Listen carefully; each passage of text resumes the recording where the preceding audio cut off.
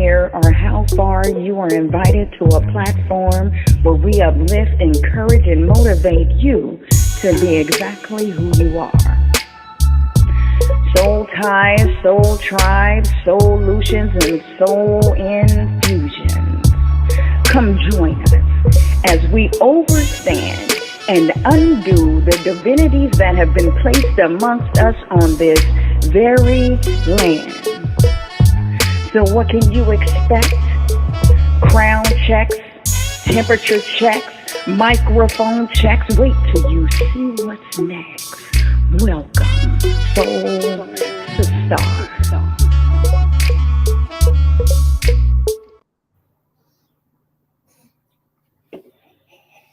What's good? What's good? What's good? Welcome to the Soulutionary podcast. This is episode 10. We are almost done with season 1, and I'm so happy to be finally ending this on some good stuff. I have one of our elders. So happy to be finally ending this on some. I have one of our elders with us tonight, Akuyea. Hi, Miss Akuyea. Well, hello. How are you? I always get like shell shocked when I'm in the room with you. Why is that? I don't know. I always get like, oh my God, there's so much energy and so much wisdom in the room. I don't even know why that. Because I want everything to download into me just like that. You don't want everything, I know. I do. I just think that, I'll be a better person. Like if you could just like plug me in and download, that would be nice. Because every time we talk, I learned something new. That's where that came from. I learned something new from you every single time we talk. And I think these conversations are so important to learn from our elders. How else do we get through? How else do we get by? How else do we learn to be better? Well, we're all lifelong learners.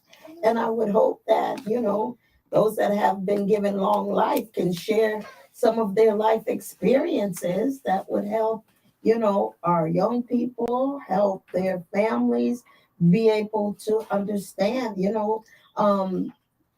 elders, they do know some of the way, right, how to help. Well, you've gotten navigate this far, right? You've gotten this far. Something worked. I'm hoping. Something worked. I'm hoping I have learned something along the road of life to be able to share and at least share some of my own learned lessons, right, good, bad, ugly, and other, facts, and even talk about my struggles of how I had to deal with those things that began to just come up in my life,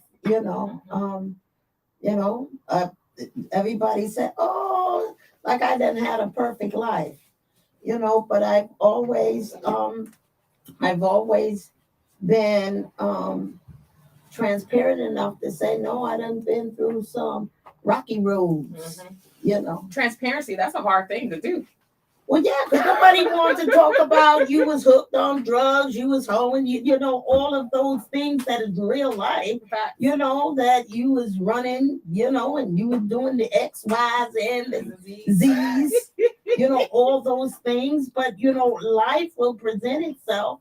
And sometimes you can get caught up. Right. And, even if you're not caught up, you got family members, loved ones, spouses, best others, and all of that,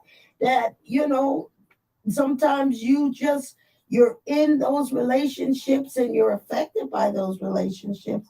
And all the time, those relationships, some of them just aren't healthy, and have caused a lot of hurt, harm, and trauma, and all the others. We put ourselves in vulnerable situations where we've been injured, and whether it was because I was being fast, or I was being naive, or I was I just wanted to do what I wanted to do at the time when I had my parents or other ones that loved and cared enough about me that was trying to say, don't go that way.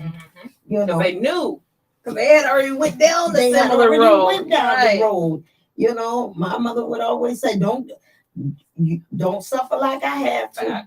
Facts. Learn from my mistakes. You don't gotta suffer like I had to. Oh gosh, I agree so much that we just need to just take the time. And that's why I'm happy to be at the Juneteenth and be in the elders tent, because I'm about to download. I'm about to download all the tidbits of how to be a better human and to walk this life just a little bit better. Tonight we're talking about accountability. Like you said, transparency is hard. So is taking accountability for our actions in our walk in this life. Yeah. I'm the first person to say that I'm not perfect. I'm fallible. I live in my lower self a lot of the time and have to have my mentors bring me back to a plateau of understanding where I'm trying to go versus where I've been. But that's the reason why our elders are necessary. Well, I think even our young people can help us to learn. Mm-hmm. They have something to offer and something to share, to be able to say, because these young people now, they done went through some stuff. Look, I wasn't even thinking about when I was that age. And then when I got older, I definitely knew I wasn't going to try to be thinking about that. Right. So, they carry their own lived-in experience that can help us too to understand there are intergenerational. I always talk about that intergenerational thing because when you say you call the elders because they know the way. You call the young because they strong. They strong enough out here to be dealing with some of this stuff because elders get a certain age. They said that they don't want to deal with foolery no more. Well, should you want to? I mean, you know what I mean? You guys have already paved the way for us to be where we are. I would think that it would be our time to protect you and to put you on a plateau to where you don't have to work as hard as you did because, again, you got us here. Yeah. Well, one of the things my mother, she's always say these little quotes and little things. She said, she bring up your mom. Yeah, I always bring up my mama because my mama, she would say stuff like, honey, you gonna learn. That your parents tell you gonna learn. You being hard-headed, but you gonna learn. And they would say things like that. And then my mother would say, you know what? Everybody get a turn. And I said, what are you talking about? She said, okay, when you was a baby, I have to take care of your tail, wipe you, clean you, feed you, do all that. And I said, and you gonna have to do the same, and you got to pay it back to me when I get older. Right. Oh, it's facts. I mean, it goes around, it comes around, right? She said, don't none of us get away. Facts. All of us gotta sew into it. And I just said, okay, Mom, all right. She said, all right. We shall see. Because she knew when challenges come, we shall see how you respond. Because we do got choices in the matter. Right. Some of us, they'd be like, I'm sorry, I ain't doing that. Right. But we all have choices. Right. So what we gonna do? Right. So we shall see. So what does accountability mean to you? Well, accountability to me means ownership. I got to take ownership somewhere for my own behavior, my own attitude, my own character. What I do, I have to be able to take ownership, good or bad. Okay, I didn't handle that quite well. Right. I got to take ownership for it. I just got to say, okay, I didn't. I could have probably handled this a little bit better. And I probably could have said some things to you I said with a little less aggression, so that maybe you could have heard me. But when you're dealing with emotions and you're dealing with your behaviors and characters, and our first response when someone like attacks you is to react. Wait a minute. Where's that come from though? Why do we? I know that it's entrenched in us, and I'm reading this book, The Post-Slavery Syndrome. Yes. Oh my God. Yes. Yes. That's the stuff. But that's what I'm telling you. That's the sociologist. I want to be like. Spit some. She spit some. She knows how we have had to process all that we have had to process down through the canals of history. I agree, because I think that that's where we need to start, is to understand why we are the way we are. And I've done a lot of that work with myself, right? Yeah, it's rooted. Even as a Black woman, to be, again, I think we talked about this. It's okay for me to be upset or angry. Yeah. It's about the way that I display it. Yeah. How do I tell you that I'm angry? How do I display that? Because if I say that I'm mad, like for instance, yelling at my children, they're not receptive to me yelling at them. Yeah. They told me 1,000 times that they're not receptive to me yelling. Mom, why do you have to yell? Because this is just the way that I'm getting this out, because you're not listening, whatever my accountability reason is for me yelling. They tell me that they're just not receptive to it. So I have to take a step back, be accountable for it. I honestly have to ask myself, why the hell are you so mad? I mean, I know why, because they don't ever listen to me. And they say they didn't hear me the first and second, third time. But still, did I need to come at them that way? Could I get better results by saying... I think so, because sometimes we allow a lot of this stuff to build up. And then when it builds up, we become more angry and embittered. And we could have probably said something right out the gate.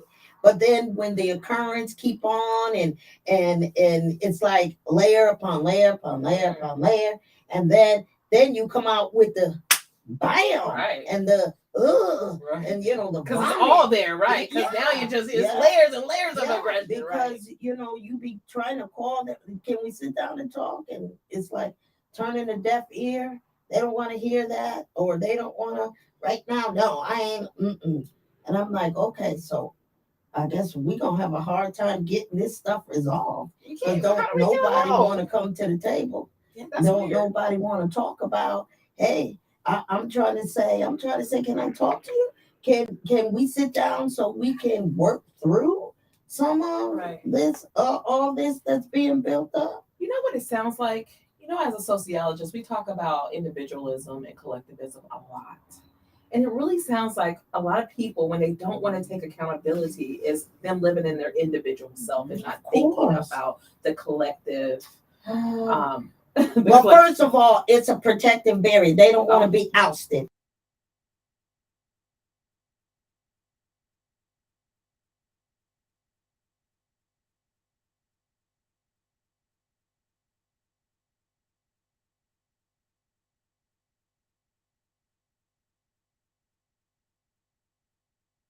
About accountability in my world. And this on my podcast, just being accountable for what I say, being accountable for the message that I put out, and making sure that I don't want to step on anybody's feet or make them feel a certain way. And also that there's a way of just saying things. There's a way of saying that I'm not a Christian, versus stepping on somebody's foot and talking bad about her, whatever the case may be. But I'm just saying that there's a way of displaying and speaking about how I feel about things. Even if it comes off even aggressive at times, because I don't possess the emotional intelligence that I feel like I should. But once we realize that there's a problem, we're supposed to work on correcting it, right? Not just staying stagnant. As a parent, and you're a parent? I am, 5 babies. Okay, I'm a parent. When there's conflict that has been arising, and you see all of the different displays and what's going on with your children and everything, do you allow it to continue? No way. Well, what do you do? I bring them. We all have a tribunal. I swear I do. Ask my kids. We talk about it. There's nobody in there important. Why is that important to come together and talk about it? Why is it important? Yeah. Because we really need to hash it out and know where we stand. We're still family. We still got to live together. Yes. The blood don't change. Yes. But we have to learn to compromise. Yes. We have to learn to understanding. Mm-hmm. We have to learn to treat each other through love. Yes. So you being the mother, when you see that it's out of control, why you do that right on it? Why do you jump right on it? Tell me why you jump right on it. Because I need it to be squashed now. I don't want it to become generational. Okay, so I just gave an analysis of just our family, how we deal with it in the family. But what if you're in a family that they just let that stuff go? They let it keep building up, and then the kids got animosity and hate between one another. And you know what? What's crazy about that is that I feel this. I feel like that a lot in my family, even to the current day. That's and what did I do? I distanced myself, which is counterproductive to the process, though. Okay, I stand in accountability. I'm calling my family. But that's what I'm saying. How do we take on it? We know the dynamics. We know the mess that we in. So we have to hold people accountable to their actions, whether right and wrong, right? Like there has to be some balance and some understanding. A reason why we always have to justify and think we got to be the one to be right. I think that's slave mentality. That's what mentality? Slave mentality, like the mentality of that individualism. If I'm not right, the whole thing ain't right. Or my way has to be the only way. So I'm a narcissist? Yeah. Or behaving or displaying like narcissistic behavior? Yeah.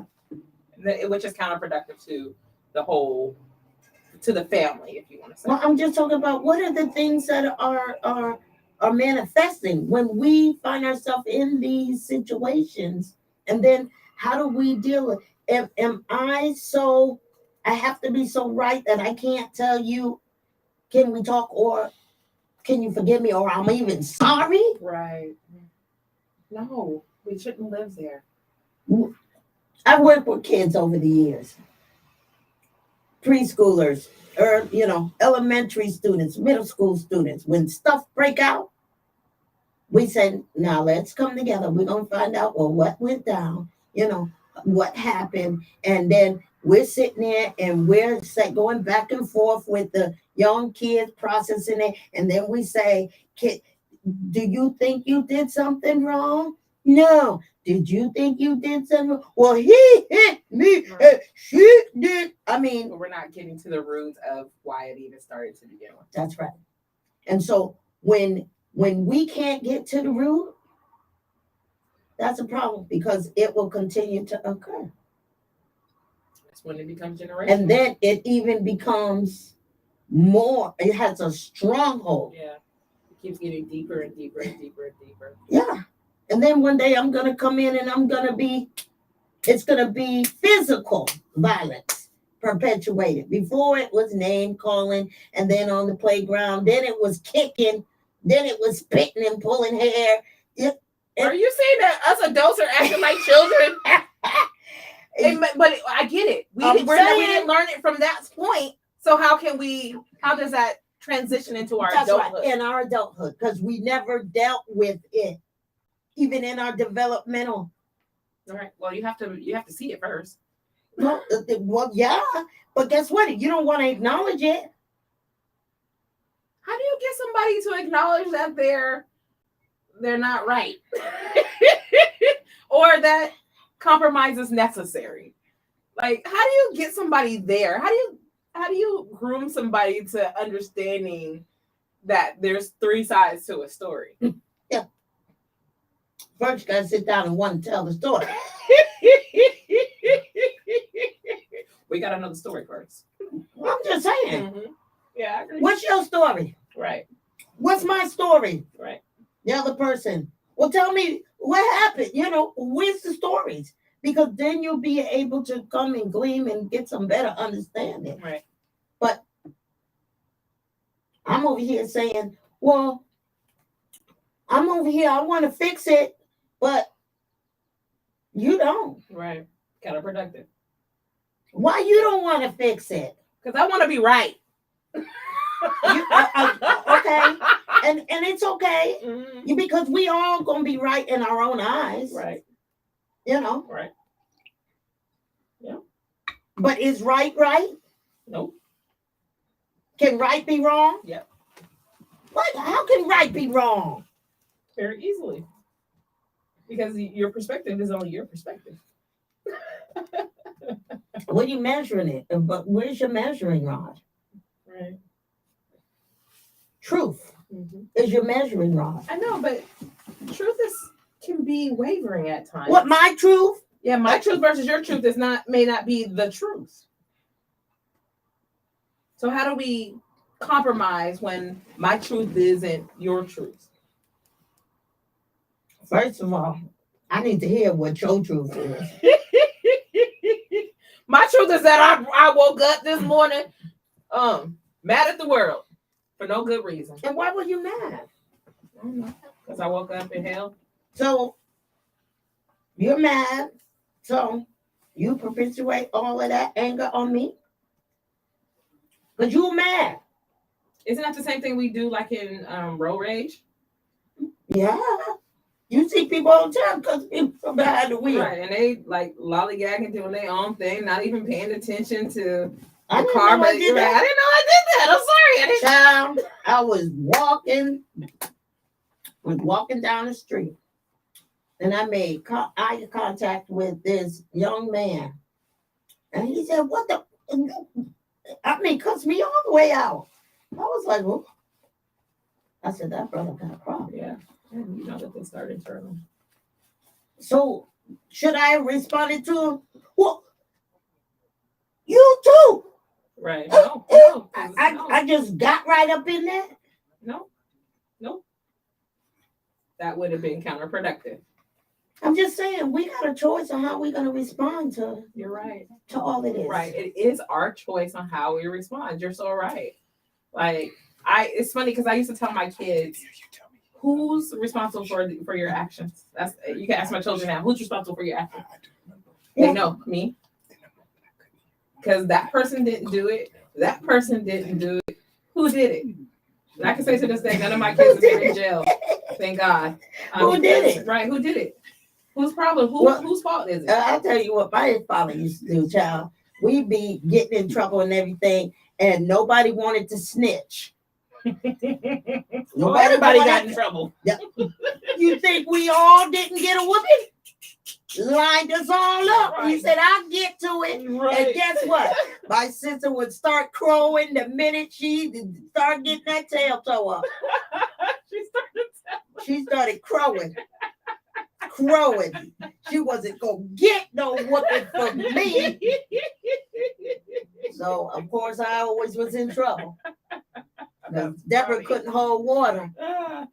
Oh my God. I did say that I was gonna keep close eye on the chat. So executive producer, will you please let me know if somebody chats in? That is so crazy. You're so right. How my kids got in trouble. If nobody won't tell, everybody getting in trouble. Everybody, because everybody got to take accountability for the lie. Mm-hmm. Mm-hmm. Or for the deceit. Mm-hmm. Or for holding on to what was being done wrong. That's interesting. You better know it. I wonder if that's the right way to do it, though. Now that I think about it. Because it's bringing in the collective. They refuse to be honest. So everybody gets punished. It almost sounds like something that would happen to us in slavery. Like, just feels weird. It feels weird, right? We all have to suffer for the one.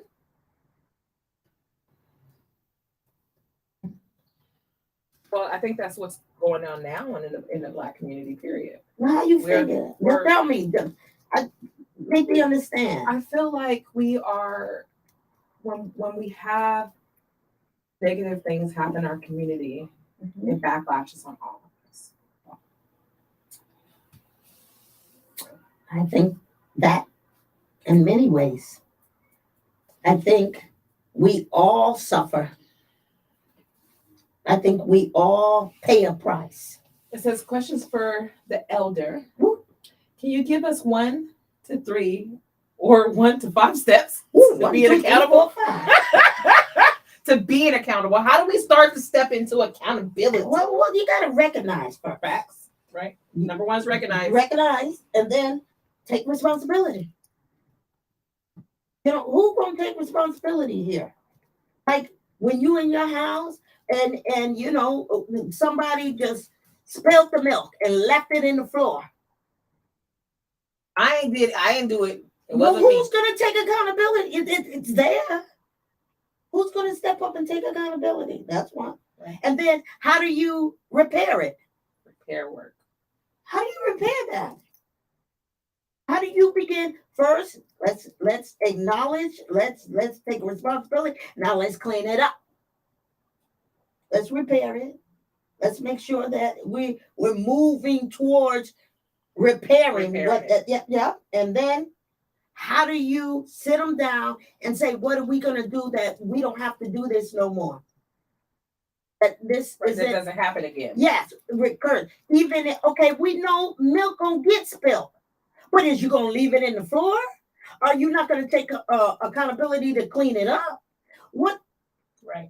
There's some steps to just be able to address what and I'm just using just these analogies to be able to say, just think all the mess that happens and we just leave it and we don't bring it or even acknowledge it or even want to take accountability or even want to repair it. Right. Let me take that a step further, because if you leave the milk on the ground, then it becomes spoiled.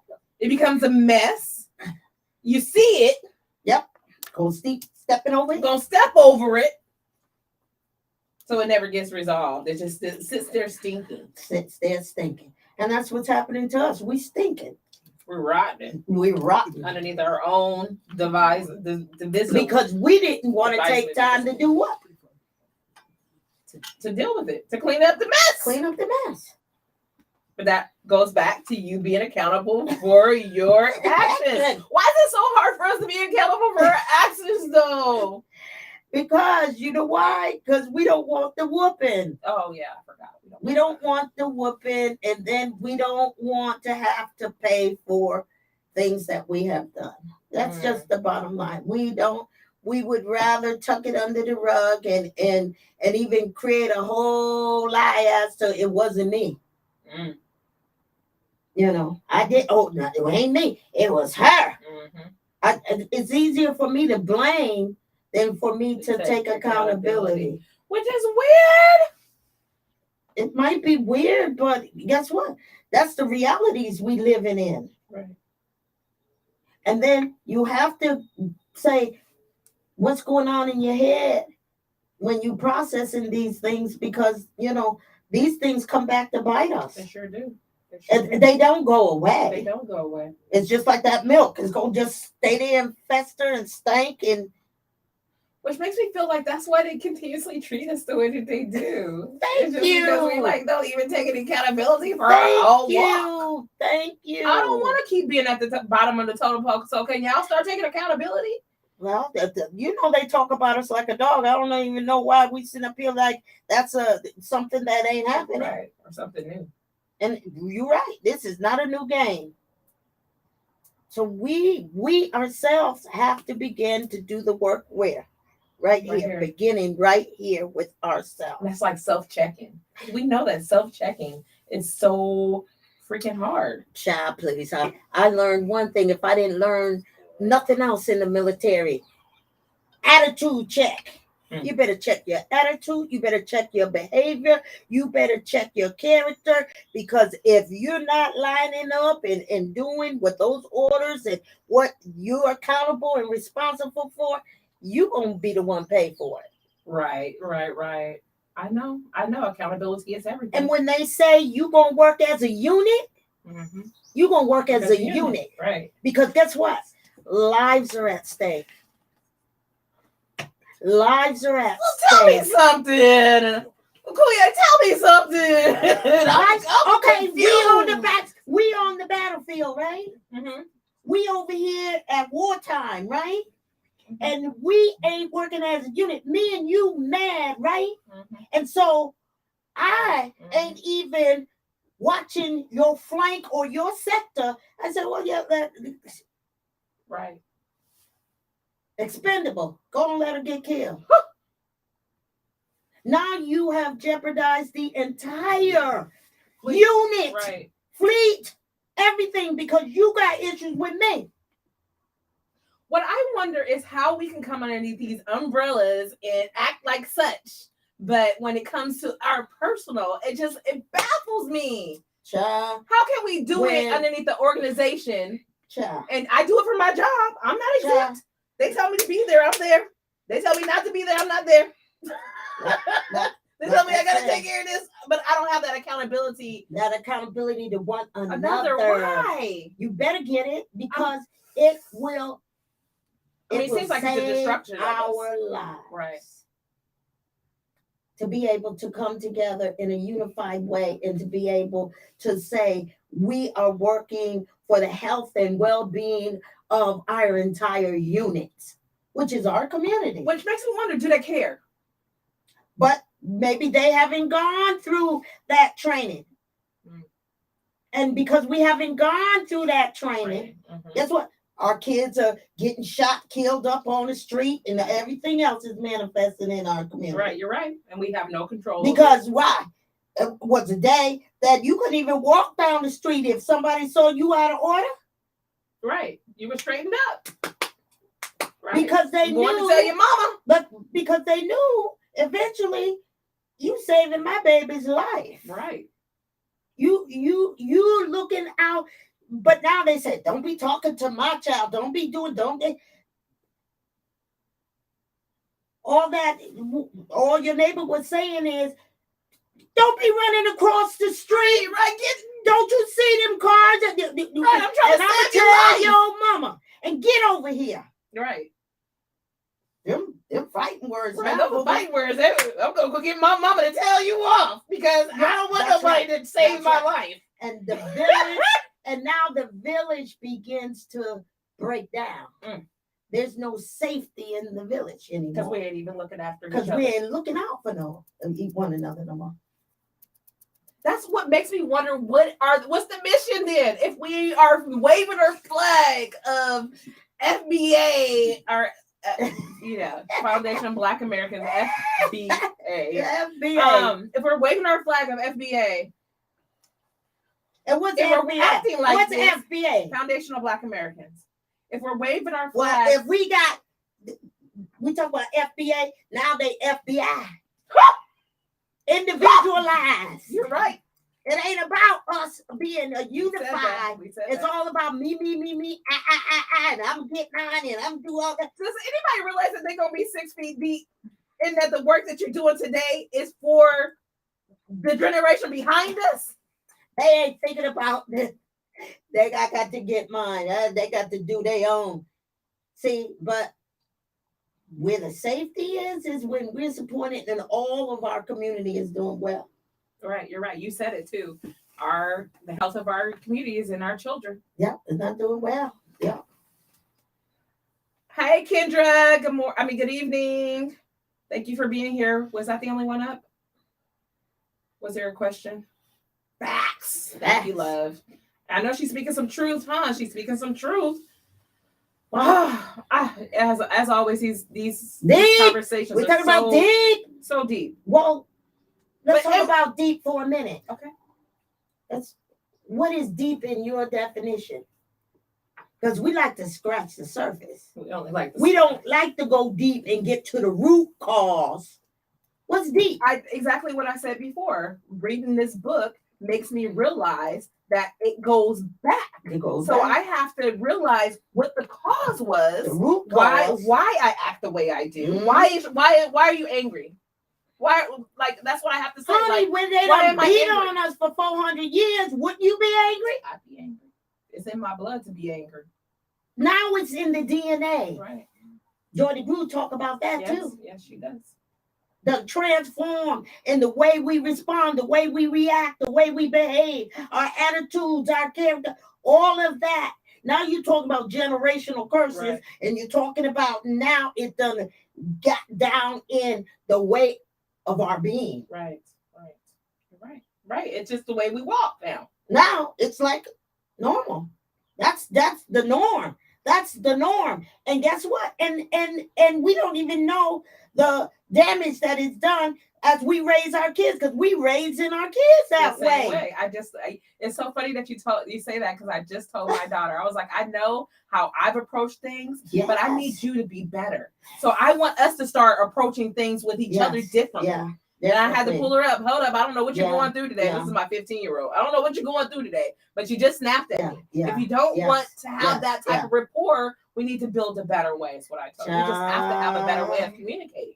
We have to have a better way of communicating. But you're right. If we don't deal with the core reason, Yeah. and understand, like you told me, it's okay to be upset. It's okay to be angry. It's okay to be vocal. That's right.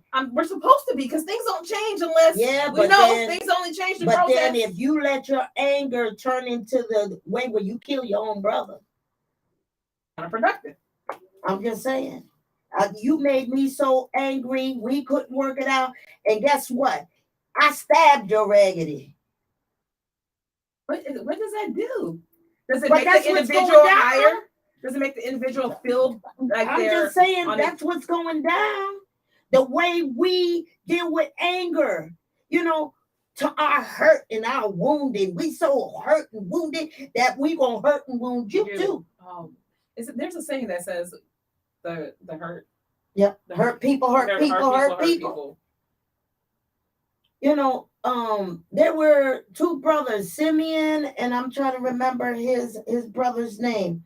Chad, they were so angry and they were so hurt that they killed up a whole community. Because of unresolved issues. Because of unresolved stuff that happened with their sister. What? Yeah. Yeah, they murdered them. It's probably because nobody would believe them. Nobody would listen. No, the people repented. The brother repented. It's about you treat my sister like a whore and you doing this and you doing that. Where was that at? That's in the Bible. Oh, okay. I was like, oh Lord.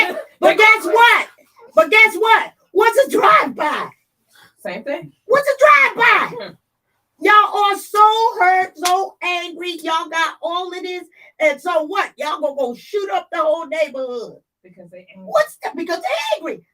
What's the difference? There's no difference. Why it evolved or what they did. Their brothers just went on a slaughtering spree. Well, what's the difference? Right. What's the difference with these kids going into the schools and shooting up the schools? They're angry. What's the difference? They went on a what? Killing spree. Yeah, they were so mad and angry they didn't care who they shot up. Innocent babies in the school, gone and everything, walking in people's churches and killing up folks. Which is weird. What's the difference? Right. You're right. Everybody said, oh, Miss Karen, that's what's way back in the Bible. Oh, yeah? Well, you better look around and see what's happening right here in your own community. Right. Because it's happening here, too. Right. So what's the difference between them and you? None. No. Think about these things. And that's what we're saying. Let's think about where we are as a community, as a Black community, and we got to deal with us. See, that's what makes me wonder. It's everybody's mission to save the Black community, because it doesn't seem. And again, we're back with the individualism. Yeah. So do we make that discernment? Like, oh, you're just over there for yourself, but this over here is for. I mean, do we get rid of those type of people that are only for themselves, or do we? We have been cultivated. We had good relationships years ago, at least better. Better that we took care of one another. We had compassion. I didn't have no sugar. I could knock on your door. I could go over there and say, Miss Shaylin, can I borrow some bread? My kids are hungry, make some sandwiches. Or here it is, I got a whole garden full of greens. Y'all come and get some of these greens out of here to eat. I can't eat them all. Right. Now they let them go bad. They let them die on the vine before they give you some. I'm like, what? You would rather let it all go. And then guess what?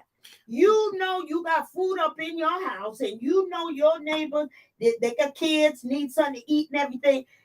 You over here at the end of the week putting that stuff in the garbage because you couldn't even eat it all. You done a whole pan full of something you done cook, and guess what? You put it right in the refrigerator. I don't want no more of that, and throw it in the garbage. Right. What is wrong with us? And then we look at these other communities that I can look at the Hispanic community. I can look at, the Filipino community. I can look at the Pacific Islander community. The Africans that are coming over. They're strong. Why? Because they got the village principles from their culture that they have maintained. We who is enslaved, we don't got it. We had because our families were destroyed. If they saw that we was tight and loving and everything, they sell your kids off. And on down the canal. And then when our communities were getting strong, they bomb them up. They destroy them. They flood them with drugs. They said we getting strong. Oh, honey, after civil rights, they said they went on a mission, honey. They killed all our leaders. Assassinated them, strong leaders, but and with the ones they didn't kill, they sent off to war. So good men, and they keep us in our place. And we gonna be kept. So should this be an underground movement? Of course it should be. Always, if any movement we ever did was always an underground movement. Because we had to. If they knew, even got wind of what we was doing, oh no, they gonna come in. Wipe that out. Almost feels like still what's happening today. Well, what's the difference? There ain't nothing new under the sun. Nothing new under the sun. I know. It's been done before. And it's going to continue to happen. How do we break the cycle? I'm about to start crying. Child. How do we break the cycle? Because this is so sad. I feel like my people are being annihilated, not only by the outsiders, but by the insiders. Honey. And I'm hurt. I like the color of my skin. I love my culture. I love my people. Honey, when I went over to Africa to do this cultural reconnections, I did an independent learning contract with Evergreen Tacoma campus. And for my independent learning, for my area of studies, I wanted to study what was severed by the enslavement and what was retained. Okay, tell me. So when I went to Africa, I was looking at their traditions, their practices, their foods, everything that we continue to keep intact over these 400 years of enslavement. And then I looked and I said, oh my God, they severed that. Oh my God.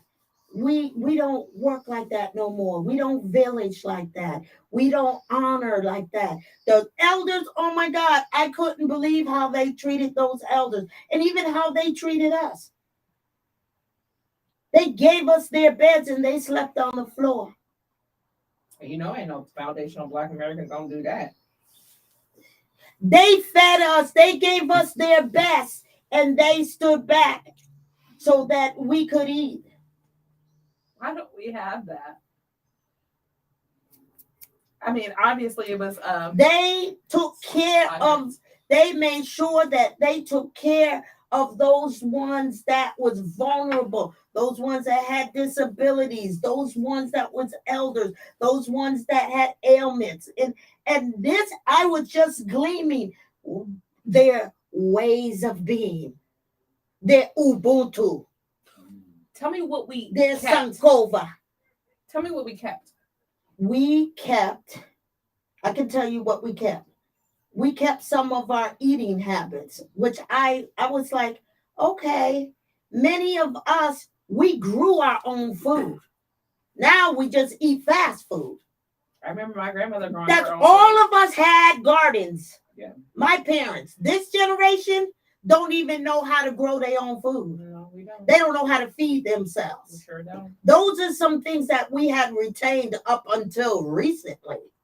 Real reason within the last 20 years that is now being severed. I was wondering, how come we eat the greens? How come we eat the black-eyed peas? How come we eat the, all came from there? All came from there. The yams. Because we say, oh, we celebrate them and we eat them for the holidays. No, those were staples. Mm-hmm.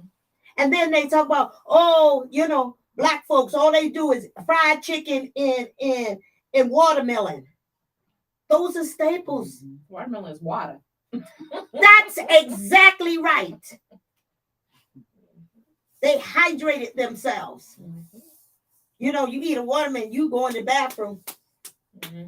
They understood those foods that was medicine for us. Those those yams and all of those things, they were medicine. What they call soul food. But soul food. And not only that, we used to understand, you know, they used to talk about people down south talk about, oh child, they doing them roots on you. I've heard it. Honey, they didn't even have a clear understanding that those roots were remedies that cured ailments. But then they talk about that's voodoo. And predated Christianity. Yes, and predated Christianity. Let me tell you that. Put that mess in our minds to reject us. Who we are. Taking care of us with our own medicinal medicines, traditional medications that we use off the land. Right. The same way the indigenous and the native people. They know what root, what plant, what this did to cure what this. Right. But then ours was, it was villainized. It was like, oh no, them roots, y'all. No, that's witchcraft. Right. That's this, that's that. I'm like, OMG. Yeah, they did a doozy on us. They did a doozy on our heads. What I want our viewers to realize is that we know that it's been generational and Yes, they've done it. We need to break the cycle. Yeah. Please just break the cycle. Understand where you are. Understand that we need accountability within ourselves. And like Akuyea says, start with yourself. Just start looking at how you react to situations in life. Look how you act in the outside world versus the inside. Because somebody had to say, well, why are you so nice to them, but you ain't nice to us? Like, see, another thing that they don't allow over there, you don't sow discord. That's a no-no. That's a no-no. They won't allow you to sow discord over there because now you're destroying the village. You destroyed them. They put you out the camp. Your violation put you out the camp. I need that type of accountability. That's what I'm saying. But see, when they are accountable like that, they don't do it no more. Oh, they just back out. No, they know they learned their lesson. They ain't gonna do it again. Right. But now I think that you're held accountable. That's what they do to prevent reoccurrence. So, I agree. Okay. Yeah. I am so grateful for having you here. Girl, you got me all pumped up. I know. I want to get your story. You know, I want you to come back for our season 2 so I can just download who you are. I think we all need to learn how you got to where you are. I need to make sure that my viewers know that respecting our elders is a must. If I hear anything about anybody disrespecting our elders in any community, you're gonna hear from me. We're gonna have that conversation, and I'm not gonna take any BS. There's no need to disrespect our elders, not one, because you're gonna be one day in that position. That's right. And if you want us to make sure the people that come behind us is gonna have your back, start doing that today. Thank you for coming on to the Soulutionary podcast. I am so grateful to have you a part of my tribe. I think we're going to do good work together. Because we, even if we're not healing the people that are 45, you know what I mean? Starting below. I can't wait to get into my story so we can even start with the 20-year-olds because I just want people to start to have accountability and just to take that a step further and just to start looking into ourselves and digging deep. You asked me a question about where do we start? You start with the next 20. Next 20 is real. Right. Those ones from kindergarten to the age of 20. If you can transform, if you can work, then you've transformed the next generation. The next 20 is a real thing. Interesting. Each generation has an opportunity to impact the next 20. Right. And if you can impact them from the time they're small to the time they're 20 years old, you have transformed and you have been able to impact change in the community. So it kind of starts with our children. Keep saying it starts with our children. It starts with our children. But they are the future. Right. You talk about how are we going to help our future? Right. But that means that adults need to start being accountable as well, That's so they right. can teach the younger ones. Right. Because we can't walk in accountability and not. I don't know what my executive producer is saying because he's lipping something right now. Time for you to monologue. Oh, okay. Well, thank you for coming and being here with us. Oh, it's always a pleasure to come and just, let's shoot it up. I know. I like these conversations because I say open up the dialogue is necessary. Yeah. My executive producer wants me to end this podcast really quick now. So I love you guys. We will be back next week. I have some fun stuff to do next week, so we won't be so heavy. I know this work is heavy, but it's necessary. Make sure that you guys link up with me if you need me. The book that we're reading, Post-Traumatic Slave Disorder Syndrome. Joy DeGruy. I put her information up on my Facebook, the ISBN number, the book. It's a necessary. I think this is where we need to start. Just having an understanding where we are, why we're here. Yes. And then start to work on being better. Yeah. Peace. See you guys next week. My soul stars. No matter how near or how far, you are invited to a platform where we uplift, encourage, and motivate you to be exactly who you are. Soul ties, soul tribes, solutions, and soul infusion. Come join us as we overstand and undo the divinities that have been placed amongst us on this very land.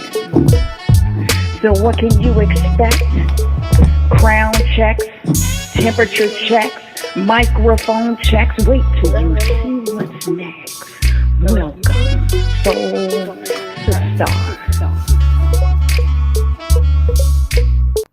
All right. No.